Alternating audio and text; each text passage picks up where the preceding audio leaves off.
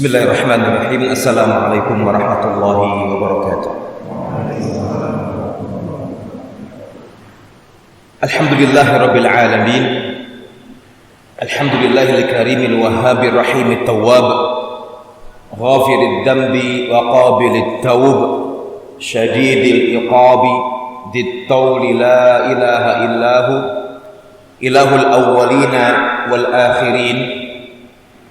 يغفر للمخطئين المستغفرين ويمحو بحلمه إساءة المذنبين ويقبل بعفوه اعتذار المعتذرين اللهم صل وسلم وبارك وأنعم على نبيك وحبيبك المصطفى محمد بن عبد الله وعلى آله وصحبه ومن سار على نهجه واستنى بسنته إلى يوم الدين أما بعد إخوة الإيمان رحمكم الله جميعا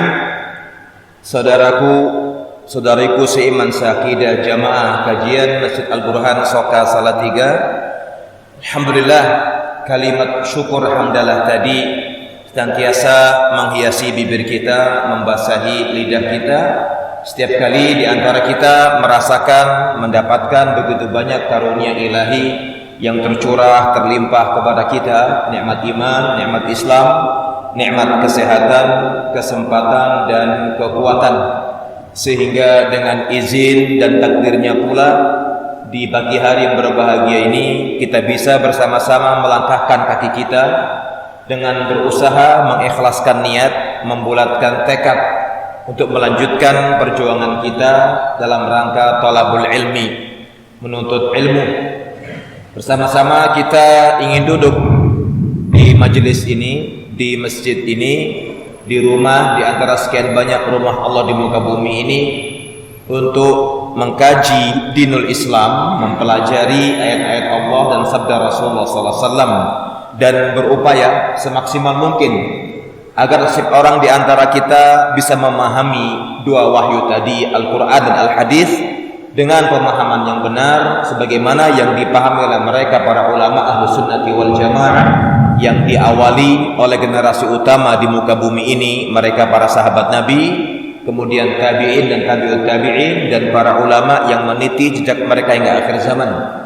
Tentunya besar harapan kita, semoga Allah Rabbul Izzah berkenan mencatat langkah kita ke majelis ini, ke masjid ini sebagai amal ibadah yang diterima di sisinya. Semoga pula Allah Azza wa Jalla meridhai langkah kita, memberkati usia kita, mengampuni dosa kita, memberikan manfaat akan ilmu yang kita pelajari bersama, dan semoga dengan kita belajar Allah pun berkenan menjadikannya sebagai wasilah sekaligus sarana dimudahkannya langkah kita ke surganya kelak. Amin ya rabbal alamin wa ya mujibas sa'ilin.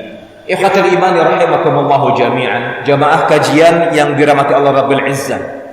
Tanpa terasa kita memasuki hari yang ke-21 Sya'ban sesuai kalender yang kita lihat di kalender, dan bertepatan dengan tanggal 4 April 2021. Itu berarti di hadapan kita menghitung hari untuk menyongsong, menyambut yang namanya bulan Ramadan, sehingga kita butuh bekal.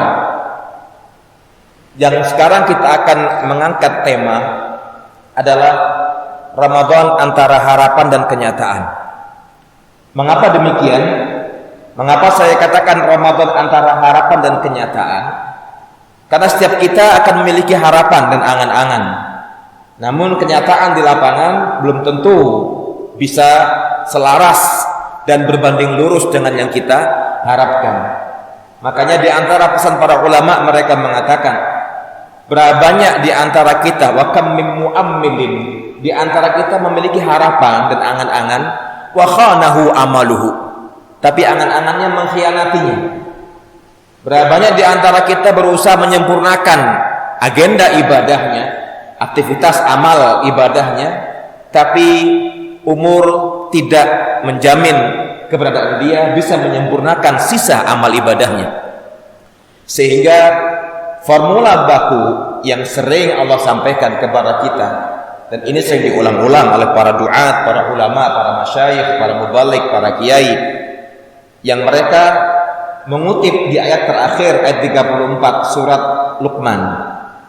Allah mengawali ayat ini dengan mengatakan innallaha indahu ilmus sa'ah. Sesungguhnya di sisi Allah lah ilmu pengetahuan tentang kapan datangnya hari kiamat.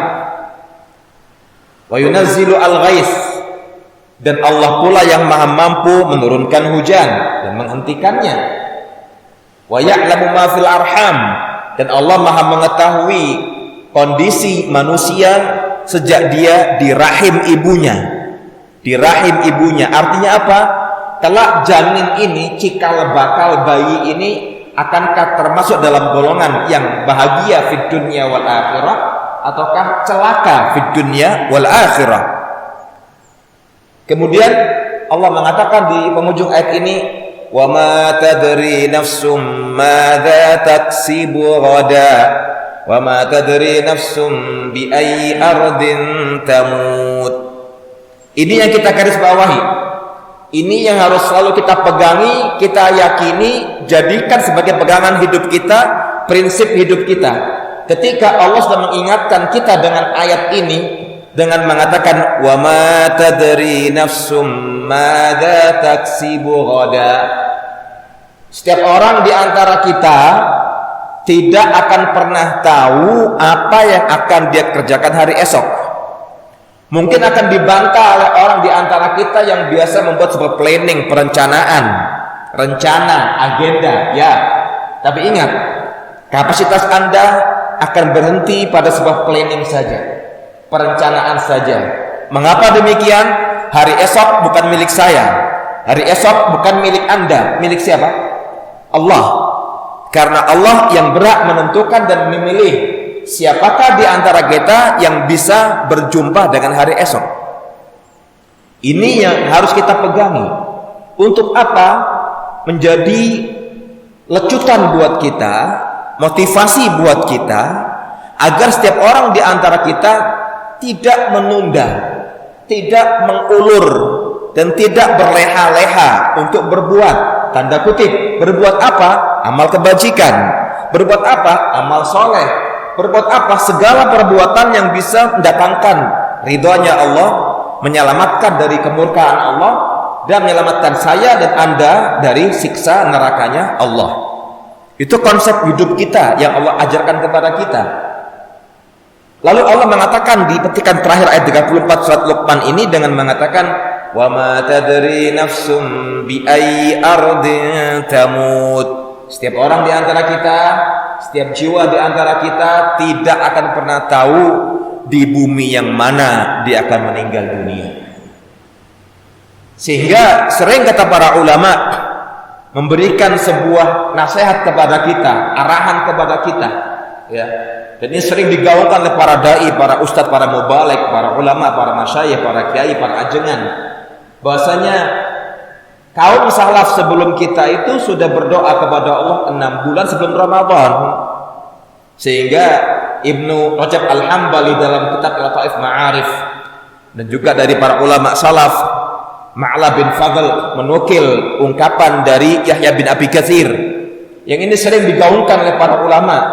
Memang tidak ada hadis dari Nabi yang melantunkan doa itu, tapi para ulama salaf mereka memohon kepada Allah dengan lisan mereka, dengan hati mereka, dengan penuh ketulusan mereka mengatakan Allahumma sallimni ila Ramadan wa sallim li Ramadan wa tasallamhu minni mutaqabbala. Ini yang sering digaungkan. Ternyata kata Ma'la bin Fadl, kaum salaf sebelum kita itu berdoa kepada Allah 6 bulan sebelum Ramadan. Apa isi doanya? Memohon agar mereka dipilih dan terpilih dan ditakdirkan di antara sekian ratus juta atau sekian miliar muslimin di muka bumi ini diperkenankan berjumpa dengan Ramadan. Dipilih, terpilih dan ditakdirkan. Ingat, takdir kita itu sudah ditentukan oleh Allah berapa tahun? Ada yang masih lupa? Berapa tahun? 50.000 tahun Sebelum penciptaan langit dan bumi, ingat itu. Sebelum langit dan bumi diciptakan, Allah sudah menuliskan keputusannya di Lauhil Mahfuz 50.000 tahun, bukan 5 tahun, bukan 10 tahun, bukan 1000 tahun, tapi 50.000 tahun. Sehingga kata kaum salaf, mereka para ulama salaf 6 bulan memohon kepada Allah agar diperkenankan untuk dipilih, terpilih dan ditakdirkan. Mengapa demikian? Ulama sepakat, orang yang dipilih oleh Allah dan dituliskan takdirnya berjumpa dengan Ramadan itu nikmatun azimah, sebuah kenikmatan yang sangat agung, spesial. Makanya sering saya katakan sebelum ini, kita ini logikanya kalau ingin beli baju pasti yang terbaik. Kita kalau mau makan pasti makan yang paling enak. Kita kalau mau naik kendaraan pasti milih yang paling enak. Kita kalau mau bikin rumah yang paling nyaman. Makanya pertanyaan kita, pernahkah Anda merencanakan untuk memiliki amal yang terbaik, persiapan yang terbaik? Karena memang kitanya logikanya kepinginnya memuaskan nafsu kita, selera syahwat kita. Makanya Allah mengatakan kepada kita, alladzi khalaqal mauta wal hayata liyabluwakum ayyukum ahsanu amala. Allah mengingatkan kita loh ya, bahwasanya kita ini manusia, ada yang menciptakan. Kita ini manusia, ada sang Khalik, Rabb, yang mengatur kita, memberikan kita kehidupan. Dan Allah yang sudah memutuskan, yang menghidupkan kalian Allah, yang mematikan kalian Allah, Rabbul Izzah. Untuk apa kalian dihidupkan di muka bumi ini? Liyabluwakum, Allah ingin menguji kalian. Jadi hidup kita ini akan diuji oleh Allah Rabbul Izzah. Apa di antara bentuk ujian Allah yang akan diuji dan kita diuji oleh Allah Rabbul Izzah? Ayyukum ahsanu amala alladzi khalaqal mauta wal hayata liyabluwakum ayyukum ahsanu amala. Allah itu mengawali ayat kedua dari Al-Qur'anul Karim surat Al-Mulk dengan mengatakan alladzi khalaqal mauta wal hayata. Dialah Allah, zat yang menciptakan kematian dan kehidupan. Untuk apa? Menguji kalian. Siapa sih di antara kalian yang terbaik amalannya? Makanya sering kita katakan sejak dini, boyo ya, seharusnya tatkala setiap orang di antara kita ingin punya rumah yang mapan, mobil mewah, pakaian yang nyaman dan mahal, perangkat HP yang terbaik, laptop yang terbaik, semua terbaik. Harusnya Anda menulis program abadi untuk diri kita sendiri. Saya pernahkah berharap, berangan-angan punya amal yang terbaik? Karena Allah tidak menuliskan di ayat kedua Al-Mulk itu ayyukum aksaru amala, siapakah di antara kalian yang terbanyak amalannya? Karena belum tentu amal yang banyak itu benar, belum tentu amal yang banyak itu baik, belum tentu amal yang banyak itu diterima oleh Allah Rabbul Izzah. Sehingga yang Allah bidik, yang Allah akan lihat adalah kualitas amalan kita. Apa ranahnya? Kesesuaian amal kita itu dengan Al-Quran dan Al-Hadis. Sehingga Fudail bin Iyad mengatakan akhlasuha wa aswabuha. Amal itu ditopang dengan dua pondasi yang fundamental, yang kokoh, yang kuat. Ini tidak bisa ditawar lagi. Dikatakan amal yang terbaik ketika amal itu dibangun di atas pondasi keikhlasan dan di atas pondasi kebenaran. Artinya apa? Aswabuha, shawabun, sesuai dengan yang Nabi contohkan, sesuai dengan yang Nabi perintahkan. Itu yang Allah katakan kepada kita. Makanya ulama sepakat, berjumpa dengan Ramadan, bisa melaksanakan siamu Ramadan, puasa, bisa qiyam Ramadan, taraweh. Dan ingat, yang tak kalah penting, mempertahankan eksistensi kita, menunaikan kewajiban salat 5 waktu, itu yang utama terlebih dahulu, terjaga, terpelihara dengan baik. Sehingga itu nikmatnya sangat agung. Sehingga mereka, Yahya bin Abi Katsir kembali mengatakan, doa yang mereka lantunkan, Allahumma sallimni ila Ramadan. Ya Allah, selamatkan saya, pilihlah saya, takdirkan saya termasuk di antara sekian banyak hamba-hambamu yang berjumpa dengan Ramadan. Wasallim li Ramadan, dan sampaikan pula Ramadan bisa berjumpa dengan saya, menghampiri saya. Poin yang ketiga, watasallamhu minni mutaqabbala, dan terimalah ya Allah ketika engkau perkenankan aku dipilih, terpilih dan ditakdirkan berjumpa dengan Ramadan selama sebulan penuh, engkau terima seluruh amalanku. Begitu besar perkara ini, ada dua riwayat yang hampir senada, baik itu riwayat Ahmad ataupun yang Al-Baihaqi, bahkan hadis yang masyhur riwayat dari Thalhah yang para ulama sering mengulang-ulangnya. Ada dua orang ya di zaman Nabi kita Muhammad SAW yang mereka masuk Islamnya berbarengan dari kabilah Bali. Nama kabilahnya namanya Bali. Masuk Islam bersamaan. Dua orang sahabat ini, salah satunya sangat semangat dalam beribadah, bahkan semangat untuk berjihad fisabilillah. Berangkatlah yang satunya berjihad dan terbunuh sebagai syahid, alhamdulillah. Lalu yang satunya tadi itu semangat beribadah, Allah berikan umur panjang setahun berikutnya. Setahun setelah sahabatnya terbunuh di medan jihad, temannya meninggal. Setahun setelah itu, kata Thalhah, saya bermimpi di pintu surga. Keluarlah malaikat dari dalam surga. Malaikat memanggil laki-laki sahabat itu yang matinya belakangan. Yang mana yang belakangan? Yang bukan mujahid. Lalu masuk yang kedua yang mati di medan jihad. Aku bengong. Lu kok bisa? Lalu si malaikat berkata kepadaku, kamu belum saatnya masuk, karena ajal belum menjemputmu. Aku terbangun, aku ceritakan kepada seluruh manusia, semua heran bengong. Kok bisa? Kok bisa? Kok bisa? Padahal secara lahiriah, kasat mata, kok bisa ya yang mati syahid masuknya belakangan? Allah dahulukan orang yang tidak mati syahid, dia dikasih umur panjang setahun. Berita ini sampai kepada siapa? Ke Rasulullah SAW. Dipanggillah mereka. Mimma ta'jabun. Kalian sedang merasa kagum, takjub dengan perkara apa? Itu Rasulullah. Kok bisa dua orang sahabat yang Islamnya bersamaan di hadapanmu, dan mereka memiliki kualitas amal yang sangat istimewa, dan salah satunya meninggal di medan jihad, yang satunya meninggal tahun berikutnya? Kata Rasulullah, kalian nggak usah heran, itu hal yang memang wajar.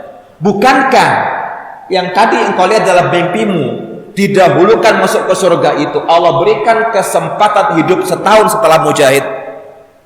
Bukankah dia berpuasa Ramadan selama sebulan penuh? Bukankah dia sujud selama setahun penuh? Kalau dihitung, kalau dia 5 kali sehari sholat selama setahun dikalikan 360 hari, dia sudah melakukan 1.800 sholat. Benar segitu kan? 360 kali 5 berapa ketemunya? 1.800 kali sholat setelah syahid. Belum lagi kalau dia sholat sunnah dan dia membaca Al-Quran. Nabi hanya mengatakan, alaisa qad makatha hadza ba'dahu sanatan? Bukankah sahabatmu yang meninggal belakangan Allah berikan umur panjang setahun setelah temannya yang terbunuh di medan jihad, dan dia berikan peluang sholat selama setahun, sujud selama setahun. Tapi ingat, tetap kualitasnya baik, karena dia sahabat Nabi. Kalau dihitung secara hitung matematika, dia sujud kepada Allah, sholat 5 kali sehari dikalikan 360, 1.800 sholat. Subhanallah, itu kan kebaikan. Dia berpuasa Ramadan, dia baca Al-Quran, Ini yang istimewa, sehingga Allah muliakan derajat dia lebih tinggi dari yang mati duluan. Jaraknya antara langit dan bumi. Allahu Akbar. Ini yang menjadi harapan mereka para ulama salaf sebelum kita. Kenapa? Peluang dan kesempatan mendapatkan bulan Ramadan itu bukan di tangan kita, tapi ada di tangan Allah, menjadi keputusan Allah. Sehingga wajar kalau mereka kaum salafus saleh, para ulama yang salihin, ahlu sunnah wal jamaah, merengek kepada Allah, minta kepada Allah 6 bulan sebelum Ramadan. Bila sekarang kalau lihat kita kalender Ramadan di bulan April pertengahan misalnya, mereka dari bulan Maret, Februari, Januari, Desember, November, Oktober, sejak Oktober awal sudah berdoa terus, berdoa. Mereka nggak pernah lengah. Kenapa? Karena yang namanya umur di tangan Allah, namanya kematian di tangan Allah. Sehingga tadi kita singgung di awal kajian kita di ayat 34 surat Luqman, Allah mengatakan wa ma tadri nafsun madza taksibu ghada wa ma tadri nafsun bi ayyi ardin tamut. Setiap orang di antara kita tidak pernah tahu dia akan melakukan apa di hari esok. Planning bisa ditentukan, ya, dia bisa buat timeline, buat schedule, bisa, sangat memungkinkan, sangat bisa. Tapi keputusan puncak ada di tangan Allah. Finalnya ada di tangan Allah, atas kehendak Allah Rabbil Izzah. Para ulama sudah mengarahkan kita bahwasanya di hadapan kita akan datang bulan Ramadan. Hanya satu bulan, sehingga kita perlu persiapan diri. Sebagian besar para ulama selalu mengatakan, kaifan nastaqbilu Ramadan, bagaimana upaya kita dan cara kita menyongsong Ramadan. Yang pertama mereka sampaikan kepada kita, bitaubatin nasuh, dengan taubatan nasuha.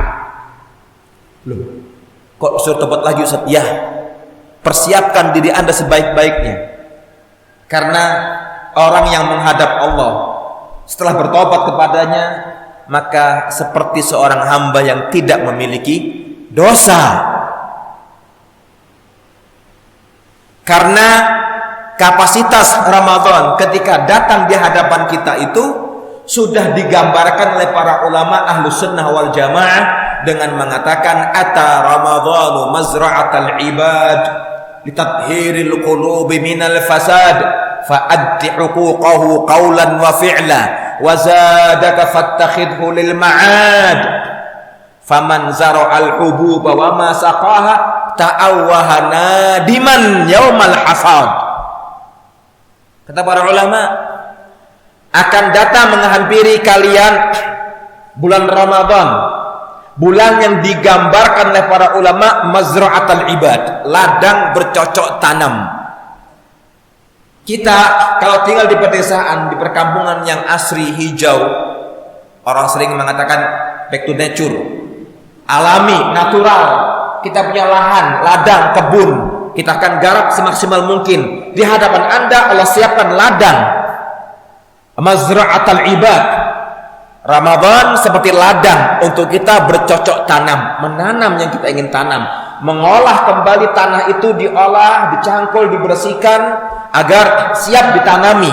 Itulah gambaran Ramadan.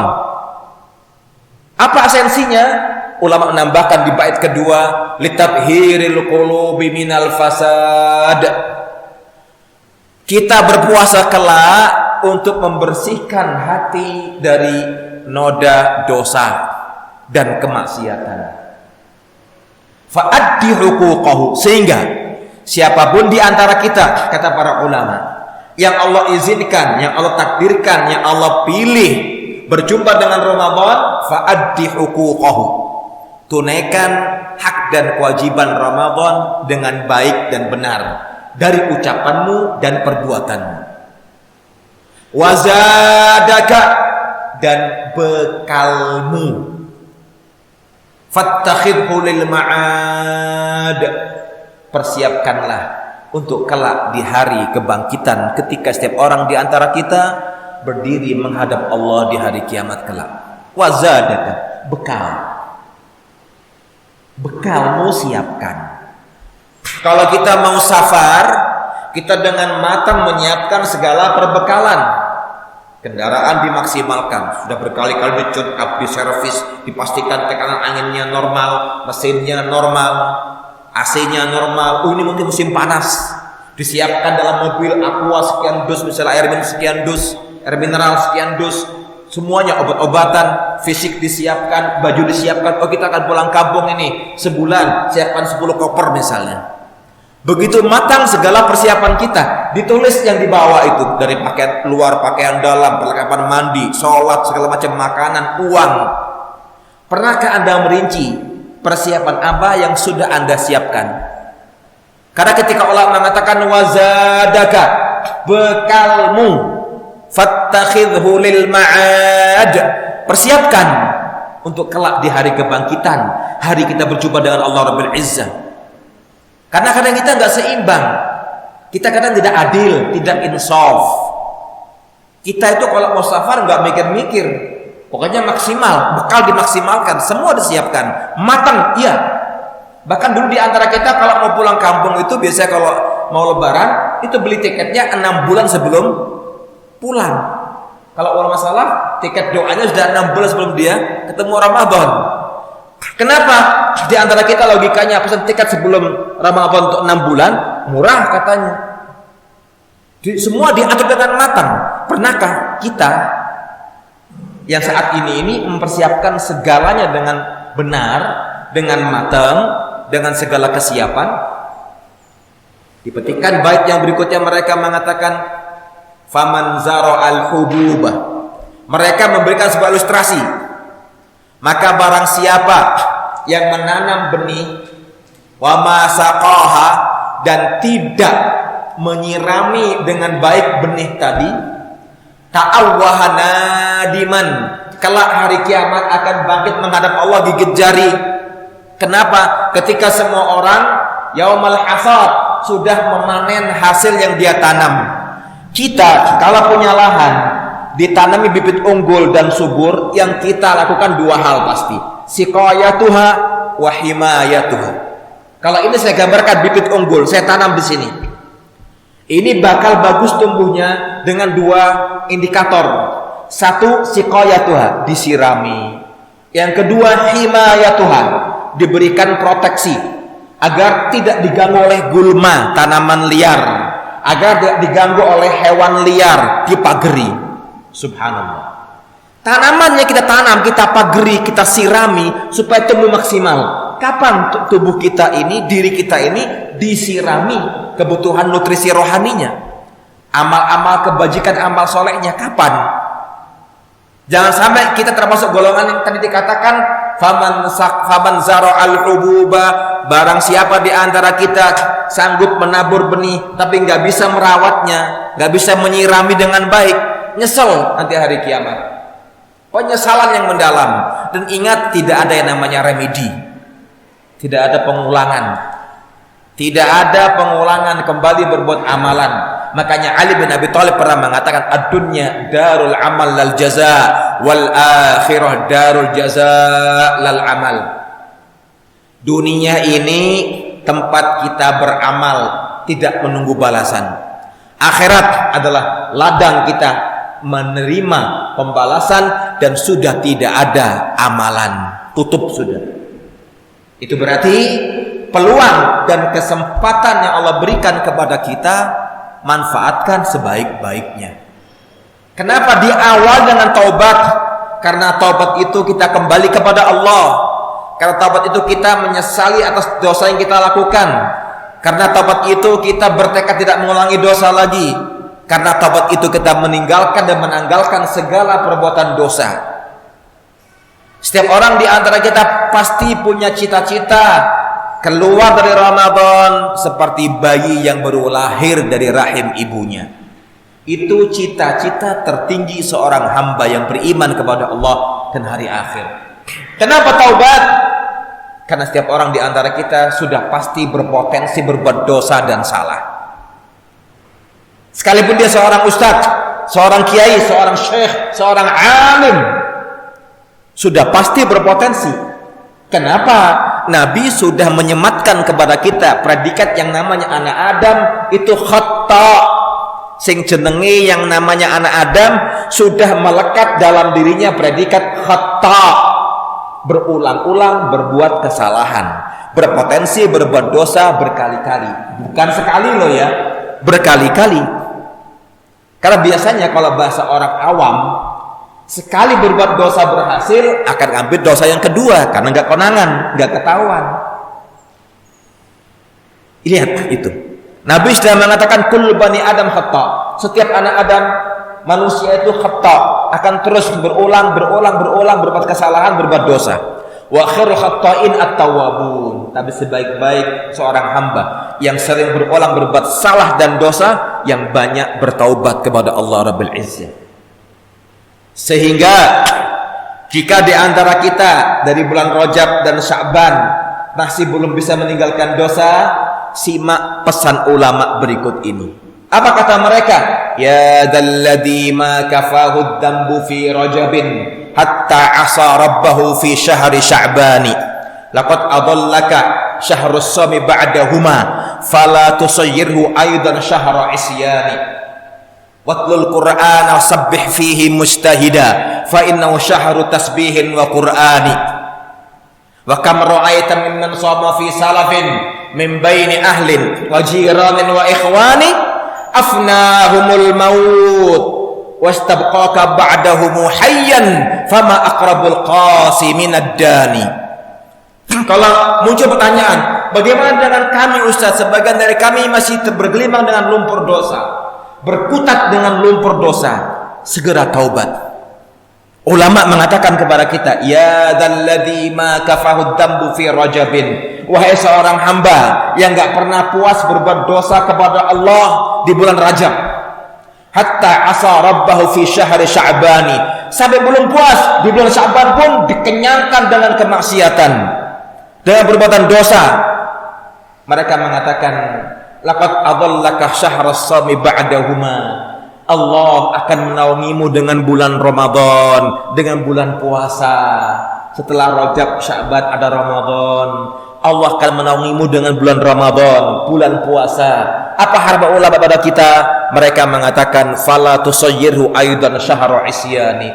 Tolong jangan engkau jadikan bulan Ramadan juga bulan berbuat dosa dan kemaksiatan. Jangan. Apa kata mereka berikutnya? Watlul Qur'an wasabbih fihi mujtahida. Perbanyak membaca Al-Qur'an. Wasabbih fihi mujtahida. Perbanyak pula bertasbih, berzikir kepada Allah. Zikir kepada Allah. Fa innahu syahru tasbihin wa qur'ani. Karena Ramadan itu bulan tasbih, bulan berzikir, dan bulannya Al-Qur'an. Mereka menutup pesan dengan mengatakan wa kam ra'aita mimman shoma fi salafin. Mari yang sekarang di sini di kajian hadir sekarang ini, kata ulama, coba engkau toleh kanan kirimu, engkau lihat di belakangmu, engkau lihat tetanggamu yang dulu pernah berjumpa dengan kita, yang sempat berpuasa dengan keluarganya, dengan tetangganya, dengan saudaranya. Afnahumul maut. Mereka sudah tidak lagi ada bersama kita, dan sudah lagi tak ada tengah-tengah kita, dan sudah tidak bisa kita lihat wujudnya. Wastabqaka ba'dahu hayyan.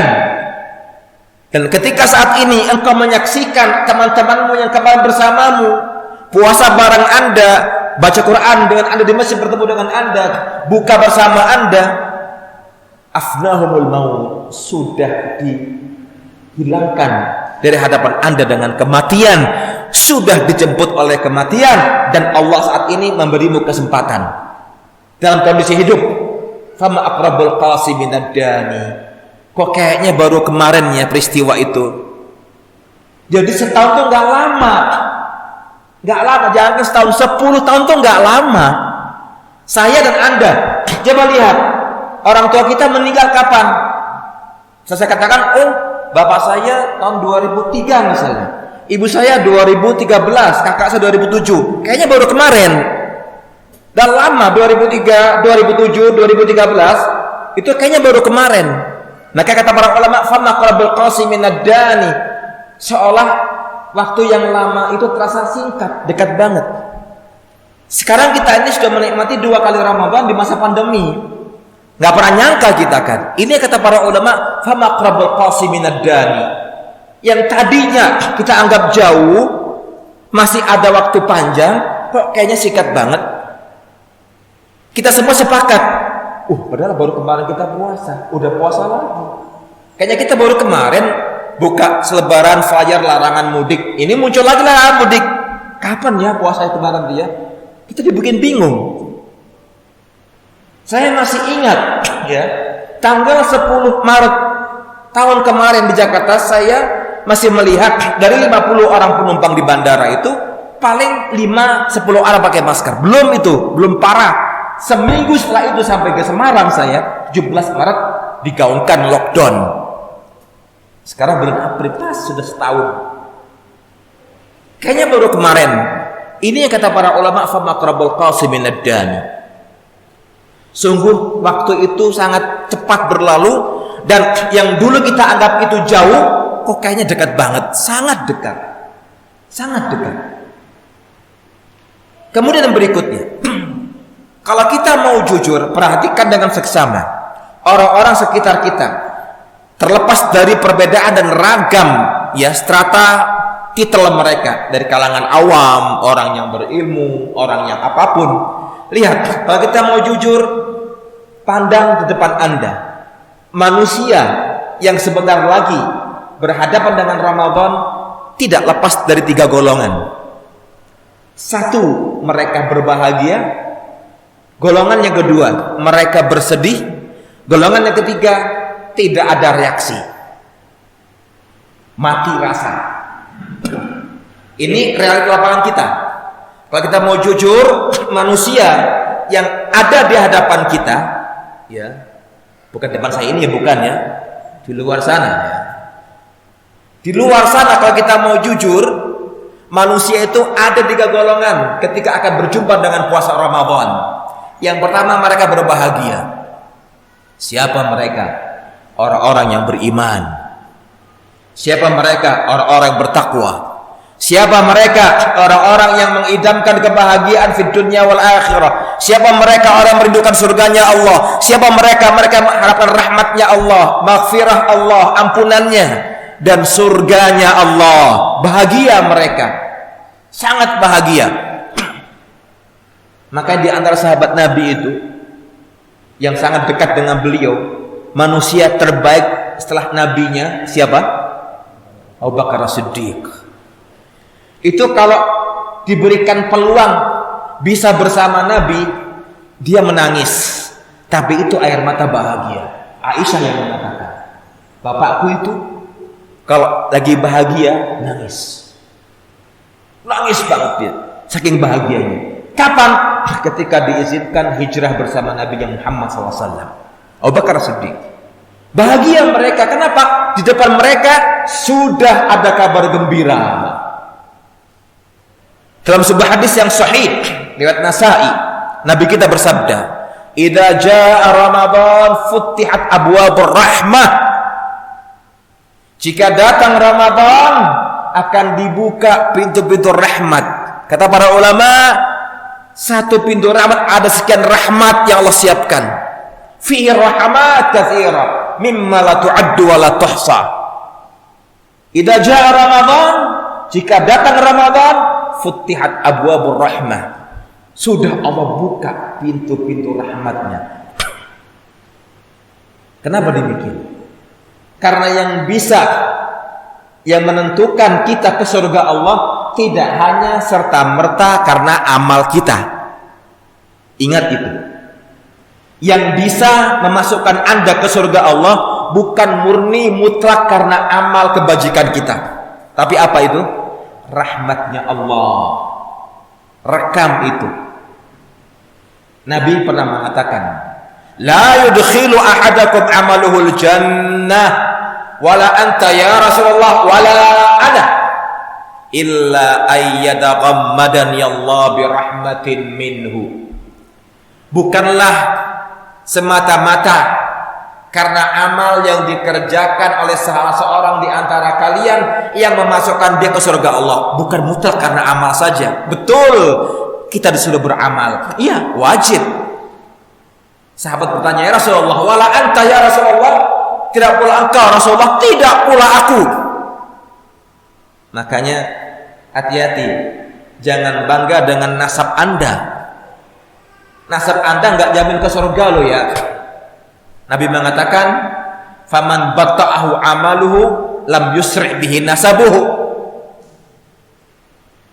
Orang yang berleha-leha dengan amal soleh, nasabnya nggak bisa nolong dia, nggak bisa. Kalau itu bisa, Nabi Nuh, tahu Nabi Nuh kan? Anaknya ke surga? Tidak. Padahal bapaknya siapa? Nuh. Istri Nabi Nuh dan Nabi Lut di surga? Tidak.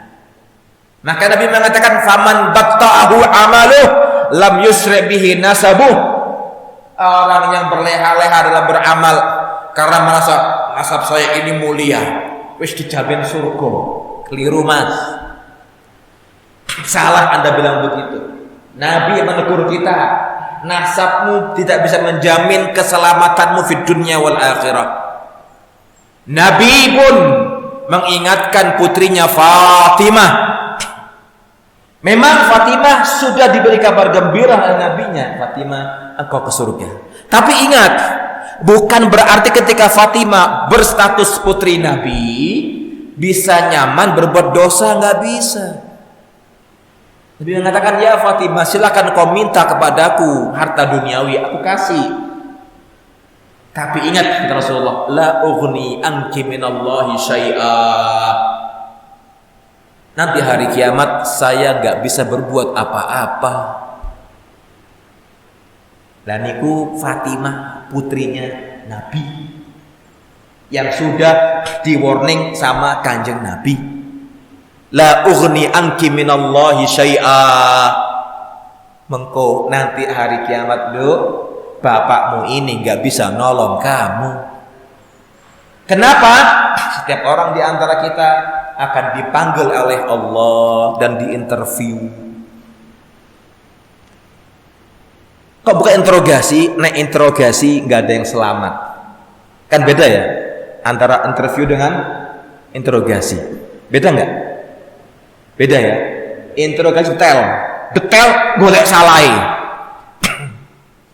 Ingat, kok saya bisa memilah itu? Saya memahami hadis Nabi. Nabi pernah bersabda, "Idza nuqishal abdu udzib." Kalau setiap orang di antara kita diinterogasi oleh Allah dengan detail. Kalau kita waktu kuliah itu ada istilah Arab namanya munaqashah. Ujian skripsi, ujian tesis, ujian disertasi doktoral. Udib kata Rasulullah. Kalau setiap orang di antara hamba Allah diinterogasi dengan detail, maka semua akan diadab oleh Allah. Tapi Allah dengan rahmat dan cintanya memaafkan kesalahan hamba-hambanya. Ingat itu. Idza nuqishal abdu udib. Kalau seandainya setiap orang di antara kita diinterogasi dengan detail oleh Allah,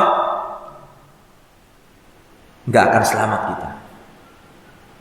Kita sering dengar berita si fulan diajukan kepada dia selama 12 jam. Subhanallah. Antum di dunia aja di hadapan bareskrim polisi misalnya diinterogasi 8 jam, 12 jam. Hanya boleh istirahat ketika buang air kecil, buang air besar, sholat dan makan. 12 jam dicecar dengan 150 pertanyaan. Jangan yang selamat.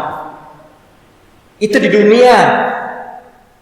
Tapi Nabi memberikan kabar gembira kepada kita, ada keringanan untuk hamba-hamba Allah mukmin ini.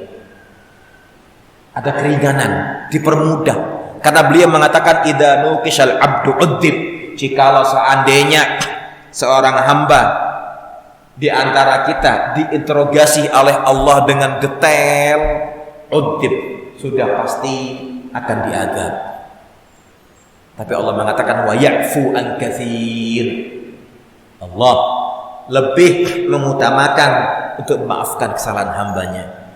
Sabaqat rahmati ghadabi, rahmatku mendahului kemurkaan. Makanya Nabi ketika tanya, tidak pula engkau Rasul, tidak pula aku, kecuali kalau Allah berkenan menaungiku dengan rahmatnya. Ini golongan yang pertama yang bahagia. Gimana enggak bahagia? Karena dia mendengar hadis Nabi kita yang berbunyi, man shoma ramadhana imanan wa ihtisaban ghufira lahu ma taqaddama min dzambi. Barang siapa yang berpuasa Ramadan dengan penuh rasa iman, mengimani akan kewajibannya ini, mengimani ini perintah Allah, wahtisaban, mengharap pahala Allah, ghufira lahu ma taqaddama min dzambi. Allah akan ampuni dosanya setahun yang lalu. Gimana enggak bahagia? Golongan yang pertama ini mendapat kabar gembira dari sabda Nabinya Muhammad SAW, idza jaa ramadhanu futihat abwabul jannah wa ghulliqat abwabun niran atau abwabun nar wa suffidatis syayatin. Bahagia dia, berlinang air mata, ya Rabb, ini yang aku harapkan ya Allah, jadikan kenyataan untukku kelak ya Allah. Dia bahagia. Kenapa? Jika datang Ramadan dan yang ketiga, Allah akan buka seluruh pintu-pintu surga. Allah buka lebar-lebar peluang, kesempatan Anda ke surga Allah yang belum pernah dibuka di selain Ramadan. 11 bulan enggak Allah buka seluruh pintu surga. Khusus Ramadan, perlakuan istimewa untuk umatnya Muhammad SAW. Futihat abwabul jannah, dibuka seluruh pintu surga. Supaya apa? Agar di antara kita saling berkompetisi. Wa fi dzalika falyatanafasil mutanafisun.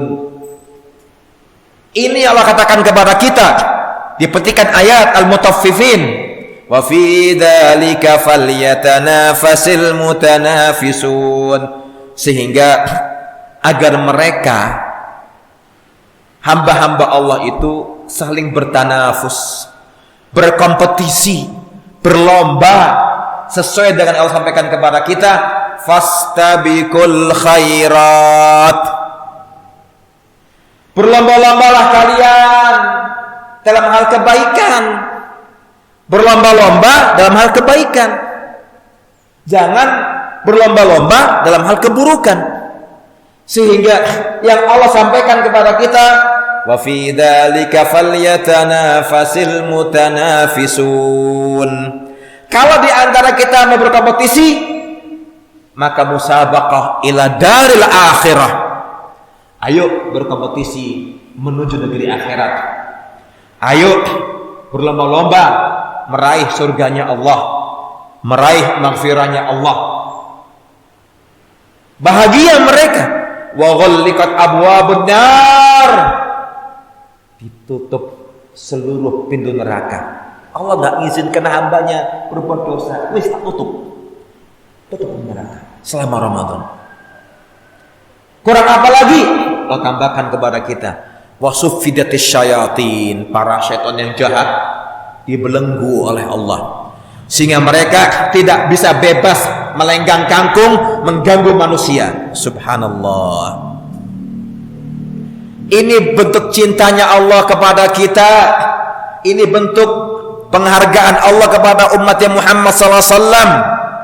Kalau muncul pertanyaan, lah Pak Ustadz, katanya di bulan Ramadan para syaitan itu dibelenggu, kok masih ada orang yang mabuk, orang berzina, pelakor kumat lagi, pebinor kambuh lagi, dugem nggak pernah tutup?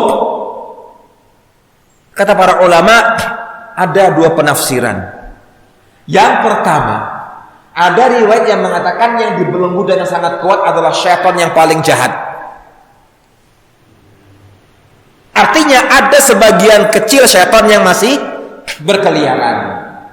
Karena ada lafaz yang mengatakan marodah asyayatin, syaitan yang paling jahat. Yang kedua, ada namanya syaitan dari kalangan manusia, nafsunya tidak bisa dikendalikan. Jadi nggak usah heran bila masih ada segelintir manusia di muka bumi ini kok nggak berubah, tetap molimo, mendem ya mendem, main ya main, dugem ya dugem, zina ya zina. Si pelakor nggak tobat, pembina nggak pernah tobat. Ternyata ada dua penafsir dari para ulama. Yang pertama, ada riwayat hadis yang mengatakan yang dibelenggu dengan kuat adalah syaitan yang paling jahat. Yang kedua, nafsu yang ada dalam diri kita, yang Allah katakan inna nafsa la ammaratun bisu, karena nafsu itu selalu mengajak pemiliknya kepada perbuatan keburukan.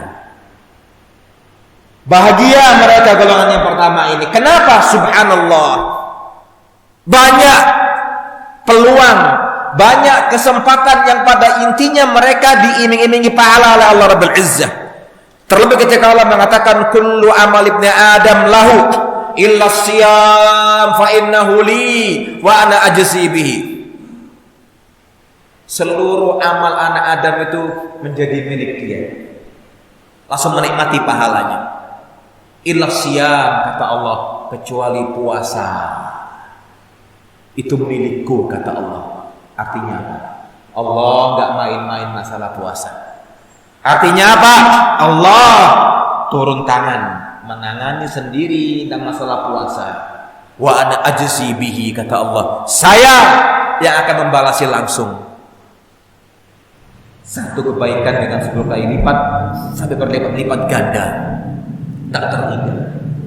Gimana nggak bahagia mereka golongan yang pertama ketika akan datang Ramadan, karena mereka mendapati hadis man qama ramadhana imanan wa ihtisaban ghufira lahu ma taqaddama min dambi. Barang siapa yang melaksanakan qiyam Ramadan, tarawih dan qiyamul lail Ramadan dengan baik dan benar, maka diampuni oleh Allah dosanya setahun yang lalu.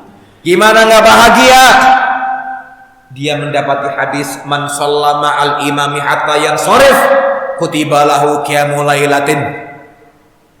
Barang siapa yang tarawih bersama imam sampai imamnya tasyahud akhir, witir terakhir dia salam, ditulis pahala seolah dia sudah salat tahajud semalam suntuk. Subhanallah, bahagia dia. Gimana nggak bahagia? Peluang pahala besar disiapkan Allah Rabbul Izzah. As-siyam wal Qur'anu yashfa'ani li sahibihima. Puasa dan Al-Quran akan memintakan syafaat untuk pelakunya hari kiamat kelak. Berkata puasa, ay Rabbi mana'tuhu min tu'ami wa syahwati. Ya Allah, selama full sebulan aku sudah menghalangi syahwatnya, aku menghalangi dia menahan nafsu selera makannya. Fasyafi'ni fi, izinkan aku ya Allah, kata puasa, memintakan syafaat untuknya, memintakan kebaikan untuk pelaku puasa ini, hambamu yang soleh ini. Al-Quran berkata, ay Rabbi, ya Allah, aku menahan tidurnya, dia kurangi tidurnya untuk membaca aku ya Allah, membaca Al-Quran. Dia malam melek ya Allah, bangun membaca Al-Quran. Fasyafi'ni fi, berikan saya kesempatan ya Allah, memberikan syafaat untuk yang membaca Al-Quran, hambamu ini. Allahu Akbar.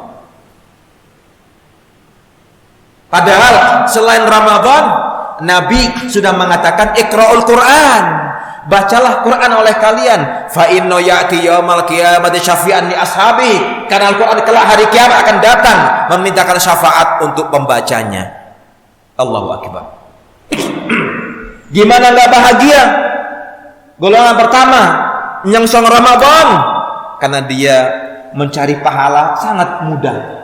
Man fattara shaiman falau ajru siyami. Barang siapa yang memberi makan orang berpuasa, dapat pahala orang berpuasa tanpa dikurangi pahala orang yang puasa tadi. Subhanallah. Ya ikhwani wa ya akhwati fillah, saudaraku, saudariku seiman seakidah, peluang dibuka lebar oleh Allah.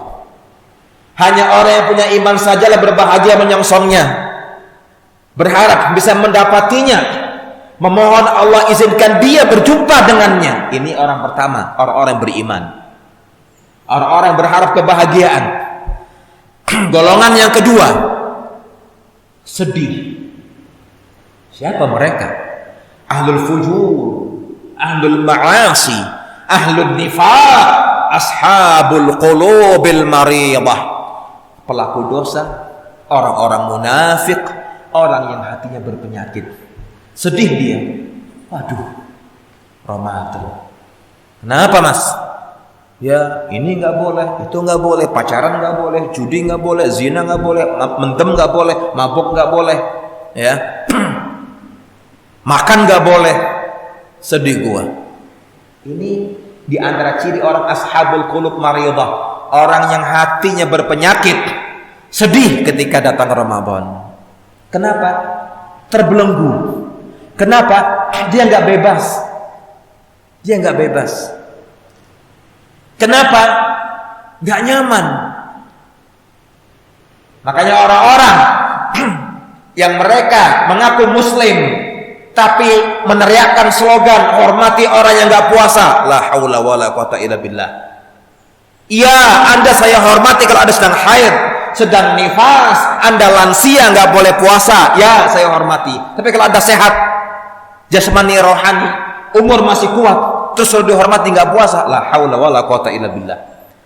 Dibolak-balik atas nama HAM. Itulah mereka syayatin dari kalangan manusia. Subhanallah. Mereka golongan yang kedua ini orang-orang ahli maksiat, orang-orang pelaku dosa, orang-orang munafikin, orang-orang ashabul qulub al-maridah, orang yang hatinya sakit. Sakit.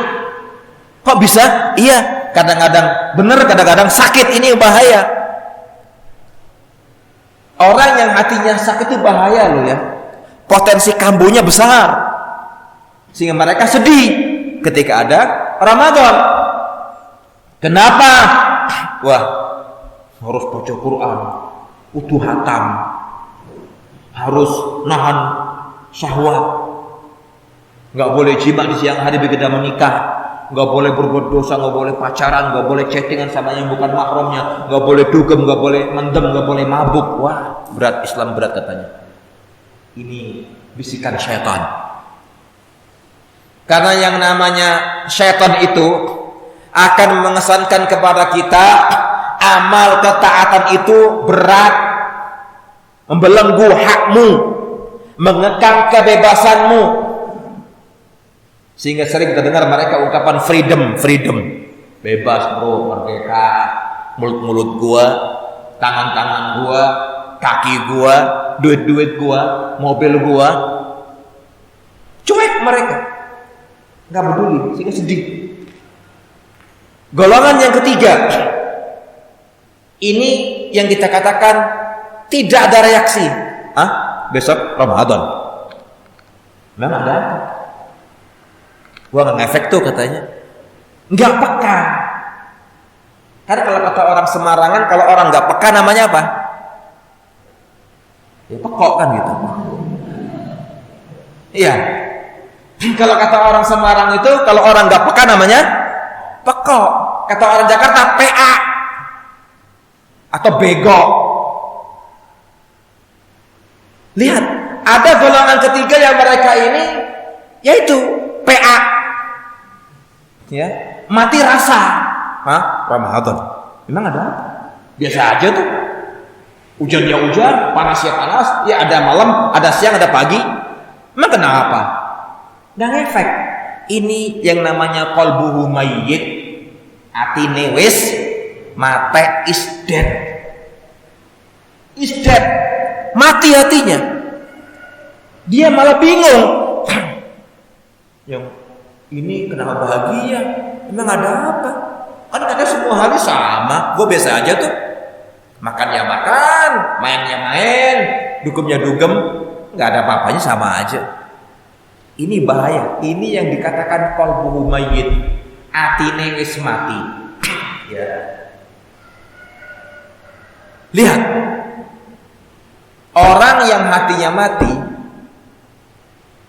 sampai kata para ulama mengatakan fanisyanu dzikrillahi mautu qulubihim wa ajsamuhum qablal quburi kuburu. Orang yang enggak pernah ingat kepada Allah, orang yang enggak berzikir kepada Allah, enggak beribadah kepada Allah, mautu qulubihim, akan mematikan hati mereka. Wa ajsamuhum qablal quburi kuburu. Jasad mereka sebelum masuk kuburan sudah jadi kuburan untuk apanya? Hatinya. Paham ya? Jasad mereka sebelum dikubur sudah menjadi kuburan untuk apanya? Hatinya. Kenapa? Wis mate hatinya. Sehingga yaral ma'rufa munkaran wa yaral munkara ma'rufa. Melihat yang ma'ruf, yang baik itu mungkar. Baik apaan? Itu mah pamer. Ketika dia berjahat, ini enggak jahat kok. Mang, ana ganggu ente? Enggak toh? Udah. Mati hati dia. Melihat hal yang ma'ruf dikatakan mungkar. Biasa aja. Hal yang mungkar dikatakan ma'ruf, ini kan baik. Kayak kan berzina suka sama suka. Terus nama cinta. Berbagi kebahagiaan. Ini mayit namanya. Makanya ulama katakan wa ajsamuhum qablal quburi kuburu. Jasad mereka, tubuh mereka yang berdiri ini sebelum masuk kuburan sudah jadi kuburan untuk hatinya. Ini yang dikatakan orang-orang sekarang namanya apa? Mayat hidup. Ya. Kalau kata orang mana film-film Cina namanya vampir ya. Mayat hidup. Ulama salaf itu perhatian mereka kepada masalah hati sangat besar. Karena hati ini pengendali jiwa kita, pengendali jasad kita. Subhanallah. Poin yang berikutnya. Esensi, substansi, puncak dari kita melakukan puasa jika 30 hari atau jika 29 hari adalah apa? La'allakum tattaqun. Ayat ini di Al-Baqarah ayat berapa? Masih lupa? Ini orang kalingan teman ya. 183. Ya ayyuhalladzina amanu kutiba alaikumus siyam. Kutiba alaikumus siyamu kama kutiba alal ladzina min qablikum la'allakum tattaqun. Terus ini ayat. Dulu kita kecil waktu TK SD dengerin ini ayat dibaca di mimbar. Tiap hari di mimbar. Mau kultum subuh, kultum tarawih, mau sholat duhur, sholat asar terus dengungkan.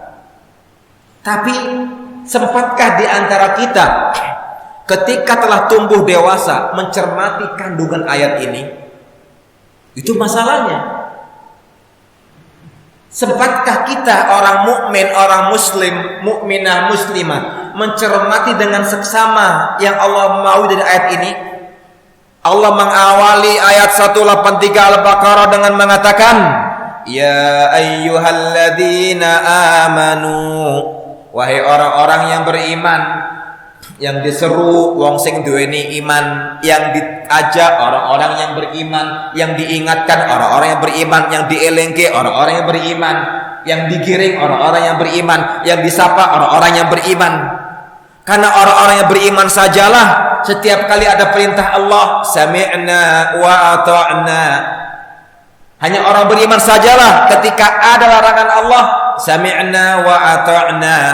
Kalau perintah, dia mengatakan kami siap dengar, siap taat ya Allah untuk melaksanakannya.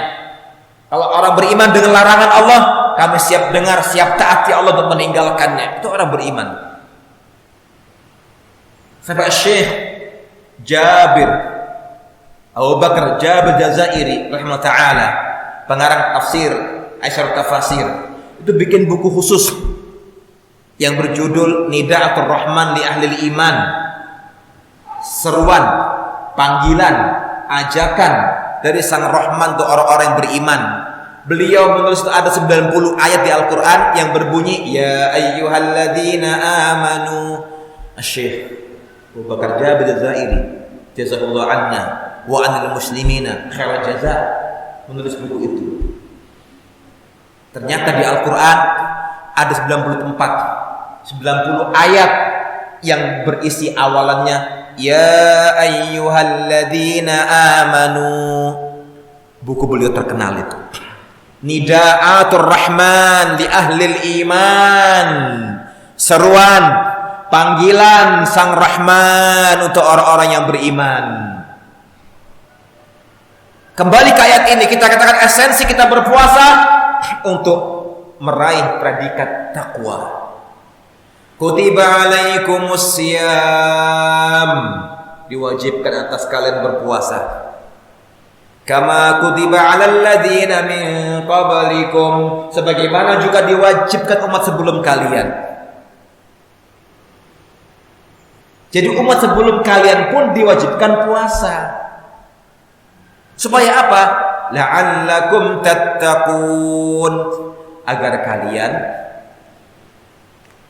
menjadi hamba yang bertakwa. Agar kelak kalian layak menyandang predikat seorang yang bertakwa. Berat ya ikhwani wa akhawati fillah rahimakumullah jami'an.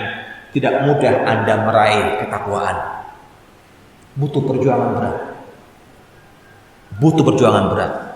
Ketika Allah mengatakan, tadi saya katakan, kita harus menyiapkan bekal. Bekal yang terbaik adalah ketakwaan. Wa tazawwadu fa inna khairaz zadit taqwa. Bertakwalah kalian, karena sebaik-baik perbekalan adalah ketakwaan. Dan Allah mengatakan walibasut taqwa dzalika khair. Dan pakaian ketakwaan itulah yang terbaik. Dalam tafsir Asy-Syaukani Fathul Qadir ketika menafsirkan ayat ini, walibasut taqwa dzalika khair, dan baju ketakwaan itu yang terbaik, menukil omongan ulama dengan mengatakan idil mar'u lam yalbas thiyaban minat tuqa taqallaba uryanan wa in kana kasiya wa khairu libasil mar'i ta'atu rabbih wala khaira fi man kana lillahi asiya.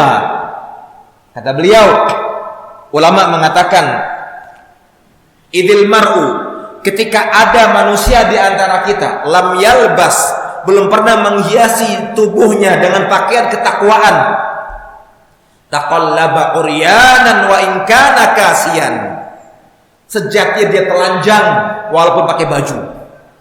Bila di antara kita belum pernah memiliki ketakwaan dalam hatinya dan menjadikan sebagai perhiasan lahiriahnya, dia dihukumi telanjang bugil walaupun berpakaian rapi.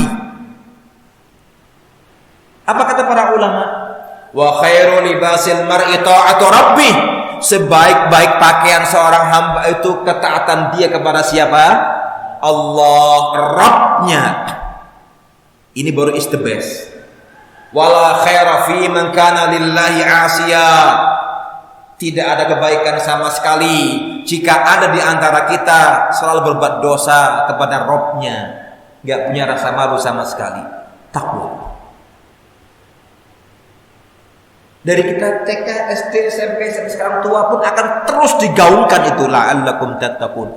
Takwa itu kalau bahasa umumnya takut kepada Allah. Takwa itu kalau sudah melekat dalam diri seorang hamba akan melahirkan 3 karakter utama. Takut kepada Allah, baik dia di saat sendiri maupun di tengah keramaian, selalu melaksanakan yang Allah perintahkan, meninggalkan yang dilarang, dan yang ketiga selalu berjalan di atas garis dan rel yang sudah Allah tetapkan. Itu orang yang bertakwa. Jadi kalau ketakwaan sudah terpatri dalam hati, akan lahir karakter yang indah dari diri seorang hamba ini. Apa yang pertama? Al-khauf minallah fis sirri wal alaniyah. selalu takut kepada Allah, baik tatkala sendiri maupun dalam keramaian. Yang kedua, imtitsalul awamir wajtinabuz zawajir, selalu melaksanakan yang diperintahkan, menjauhi yang dilarang. Yang ketiga, al-wuqufu indal hudud, akan selalu berjalan sesuai dengan SOP-nya, dengan cuklaknya, cuknis dan aturan-aturan Allah. Tidak pernah keluar dari rule dan rel yang sudah Allah tetapkan. Takwa. Makanya sering kita ulang-ulang ya, ketika Abu Hurairah ditanya oleh seorang sahabat yang lain, "Mat taqwa?" Abu Hurairah, kalau bahasa kita begini, aku ki sering krungu, sering dengar kata-kata takwa, takwa, takwa. Kalau kita boleh menggambarkan dengan ilustrasi yang nyata, yang bisa kita raba, bisa kita rasa, kayak apa takwa itu? Kata Abu Hurairah, apakah pernah kau melewati sebuah jalan yang penuh dengan duri? Iya. Iya. Kata beliau, kalau engkau saat ini harus melewati sebuah jalan, dan itu jalan setapak satu-satunya yang harus kau lewati, tapi di sana ada onak dan duri, pecahan beling, pecahan kaca, hewan berbisa, artinya banyak rintangan. Apa yang kau lakukan? Kata orang ini, pertama saya singkirkan, kedua saya lompati, ketiga saya hindari.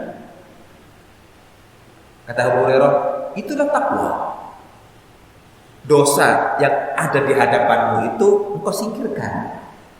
Dosa yang ada di hadapanmu itu engkau lompati. Dosa yang ada di hadapanmu itu engkau hindari. Jangan kau cari, jangan kau nikmati.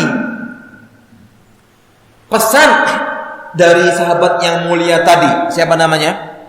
Abu Hurairah, dirangkum oleh Ibnul Mu'taz dalam bait syairnya, khallid dunuba saghiraha wa kabiraha fahuwa tuqa wasna kamashi fawqi ardi dhati syauqi yahdaru ma yara wala tahqiranna saghiratan innal jibala minal hasa.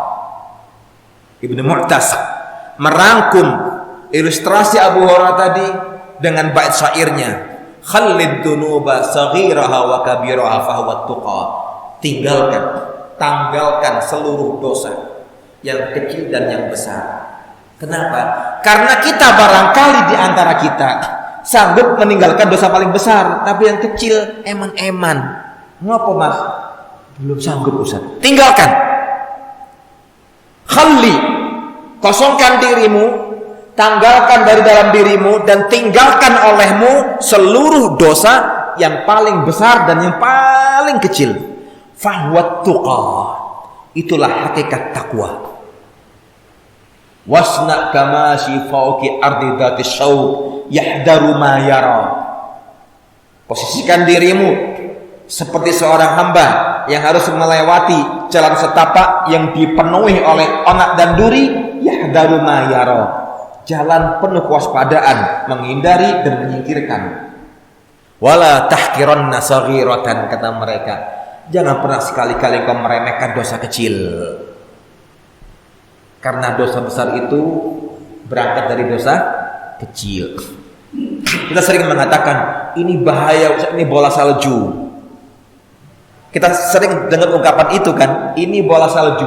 Bola salju ketika awal menggelinding langsung gede atau besar atau kecil? Kecil, sedikit terus menggelinding, atau tumpukan pasir di gurun pasir itu dari kecil, karena angin numpuk satu tumpukan, 2 kali, 3 kali, 4 kali, 1000 kali, jadilah gunung pasir. Itulah dosa. Lihat, esensi dari kita berpuasa adalah Allah katakan kepada kita, la'allakum tattaqun. Saya sebut Pak Edrat ya. Di jam saya jam 9.25. Betul. Saya baru nafas ini badan. Baik, 6 menit kita selesaikan insyaallah. Yang berikutnya,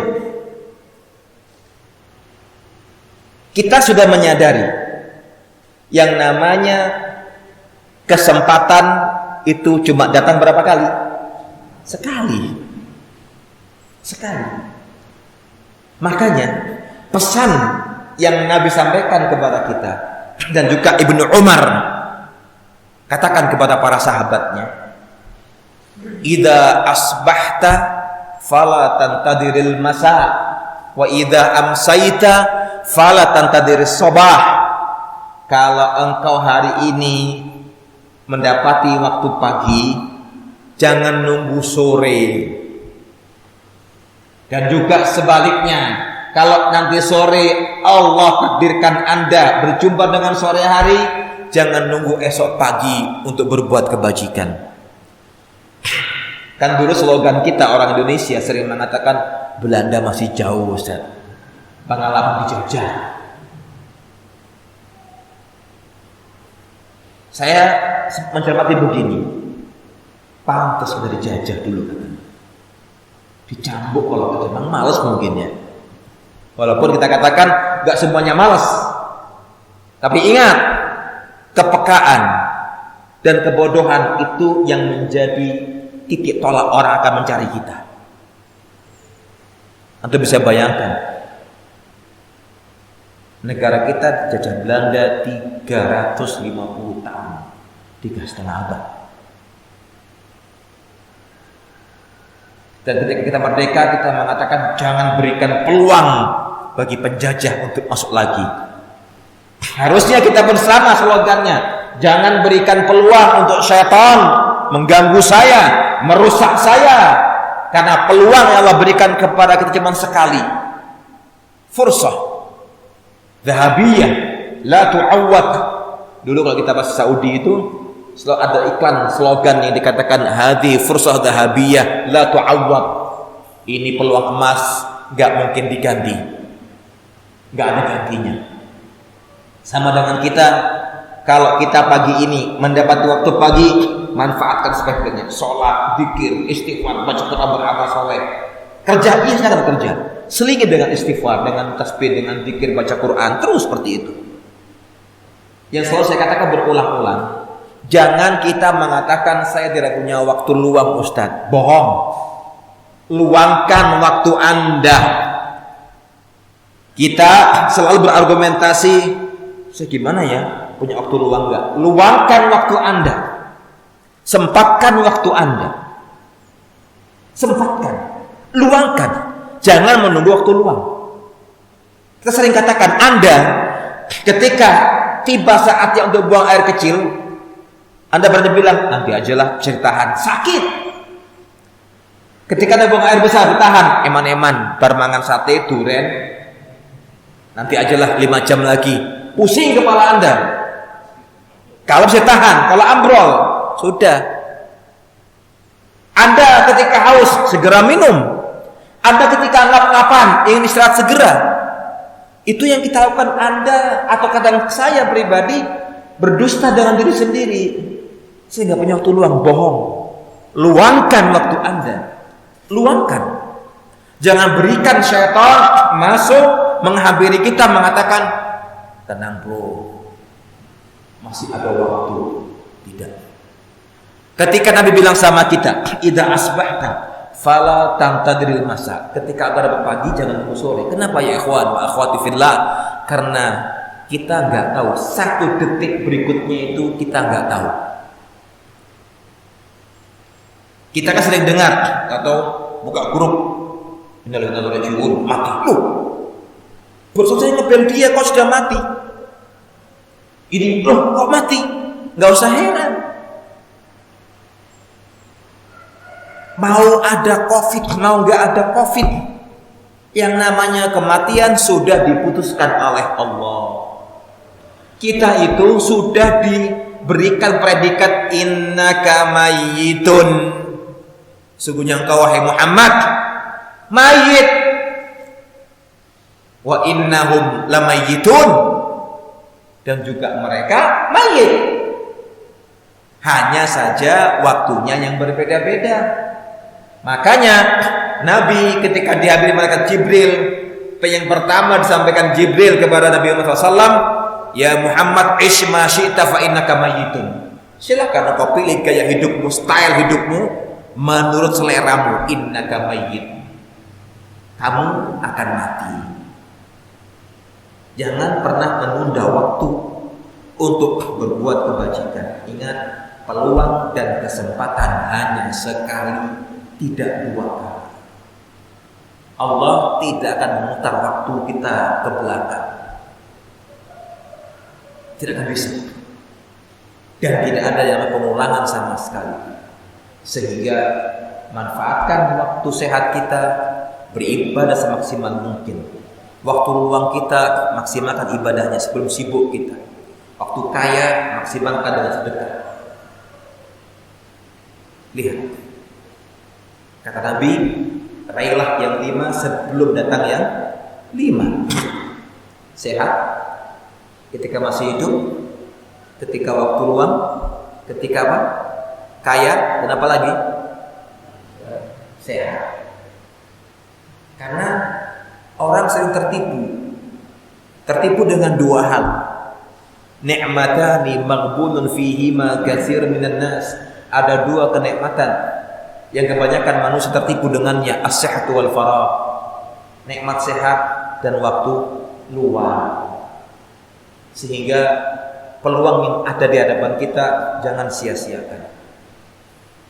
Dan terakhir, tidak ada yang pernah tahu esok 9 hari lagi atau 10 hari lagi siapa di antara kita yang dipanggil oleh Allah. Bukan nakut-nakuti. Jadi memang harus takut-takuti kita itu.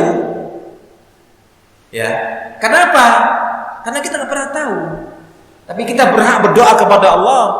Nabi bilang sama kita, la yaruddul al-qadar illa du'a. Tidak ada yang bisa merubah takdir kecuali doa. Sempatkan dan terus luangkan waktu Anda memohon kepada Allah dengan doa yang indah tadi. Allahumma sallimni ila Ramadan wa sallim li Ramadan wa tasallamhu minni mutaqabbala. Ya Allah, pilihlah aku, sampaikanlah aku berjumpa dengan Ramadan, dan izinkan Ramadan berjumpa denganku, dan terimalah segala amal ibadahku selama Ramadan nantinya. Ini yang bisa saya sampaikan.